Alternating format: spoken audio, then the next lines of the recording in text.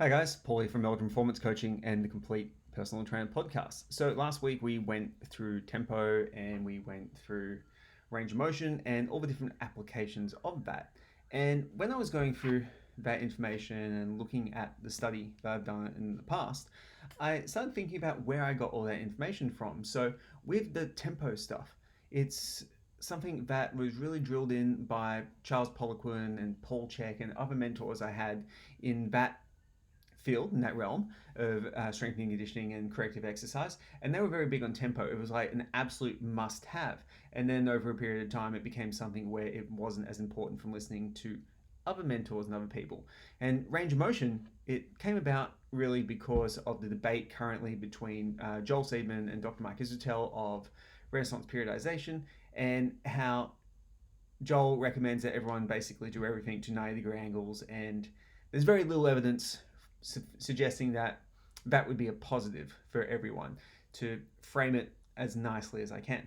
So what I thought I'd talk about, because it is a really important topic, and I see a lot of people, agreeing with some of this crazy stuff that you see on Instagram, and it seems like they don't apply critical thinking skills to this, and they don't apply critical thinking skills to other things in their training. So I even have some students who message me about what do I think about this stuff, and I'm a little bit blown away because I've talked about the importance of full range of motion for multiple things, but because someone has a big Instagram following and the clout of having PhD behind the name and training some NFL players, that information is valued quite highly. So what I thought I'd talk about is my journey in understanding and disseminating information to my clients and to my students, and how I've gotten to where I am now. So part one is going to be about where I used to go. Part two is about learning all the things that I learned on the way where I might have been a little bit wrong about a lot of things. And part three is going to be all about what I do right now to learn new stuff. And with that being said, I will still make a ton of mistakes. I hope to. I really do hope I make more and more mistakes. The more mistakes you do, the more mistakes you make, the more humility you demonstrate, and the better your opportunity for learning. So when I started off in the PT industry, I really fell hook, line, and sinker for gurus. Charismatic, knew their stuff, big following in the fitness industry, kind of like rock stars of the industry. And that's where I got most of my information from. And a lot of it was really useful in a lot of ways. We'll discuss the pros and the cons of it. So the pros of it were they did have access to a ton of information that they were able to collate and present to us. So saving, say, younger trainers and coaches like myself a ton of time from looking it up and actually trying to learn everything ourselves. That's one of the advantages of having a mentor. They've done things before, and they've learned all this information and they can share it with you. So when I learned from these gurus, and the main gurus I learned from were Paul Chek, Charles Poliquin, and Carl Montgomery.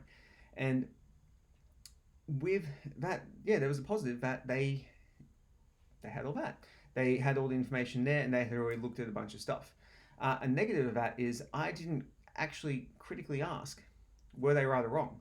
I just kind of took it on board as what they said was gospels, because hey, these guys are really successful. They must know exactly what they're talking about. So I'm not going to listen to them. I remember a debate happened a number of years ago between Paul Chek and Dave Driscoll, who I now work with through Level Up Continuing Education and Fitwell. And I didn't go to it because I didn't think it was worthwhile use of my time, because I thought Paul Chek would just destroy him with information, because Paul seemed like he was one of the smartest guys in the world. And Dave Driscoll was saying things that were antithetical to that. So he was coming at it from a much more science-based, evidence-based approach and refuting some of the things that Paul was saying, particularly in regards to core training. Now, because I had bought into it so much, I had invested so much of my personal training into it as well, and then what I was doing with my clients, I was like, I'm not going to be exposed to that information. I'm not going to think about that. That guy's clearly just wrong. So that was a huge kind of mistake. With Poliquin and Chek and Carl, they all were very much against the idea of cardiovascular training, meaning cardio's making some ridiculous statements like cardio is going to make you fat. That's not really true. It can't be true. There's absolutely no truth to it whatsoever.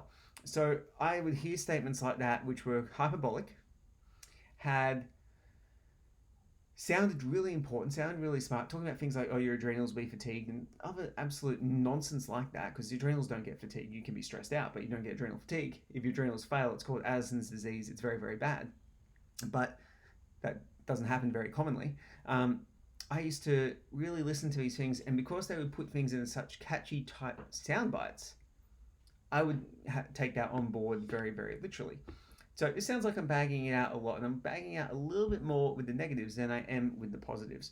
Um, the negatives about it are mainly coming from me rather than the positives, which are coming from them. They were very inspirational, they were very motivational, and their kind of dedication to their cause, their commitment to what they believed was really inspirational. So it made me work harder to do stuff to get outcomes using those methodologies, and then also understanding their methodologies. And from learning from these people who, you know, they fell in the guru category. They had obviously learned a lot, done a lot, and I figured out, all right, cool. How did they get there? They worked. So they really instilled a really good work ethic in me and a really good study ethic as well. Problem was I didn't understand or disseminate the information as well as I could have, because I was just studying exactly what they said rather than the sources and then things that actually contradicted that. So information that was contrary to what they said, which is really valuable to do. So if you look at things that fall outside your current beliefs and evidence, your current beliefs and biases, pardon me, not evidence, and you see evidence in the other thing, it's a really good sign that you're looking in the right direction and you're going to create a more complete understanding. So guys, that's part one. That's where I used to go. I used to really go to mentors and gurus and really grab their information and latch onto that. A lot of positives in terms of how it taught me like work ethic and to chase more in this field, but I didn't apply a critical eye to it.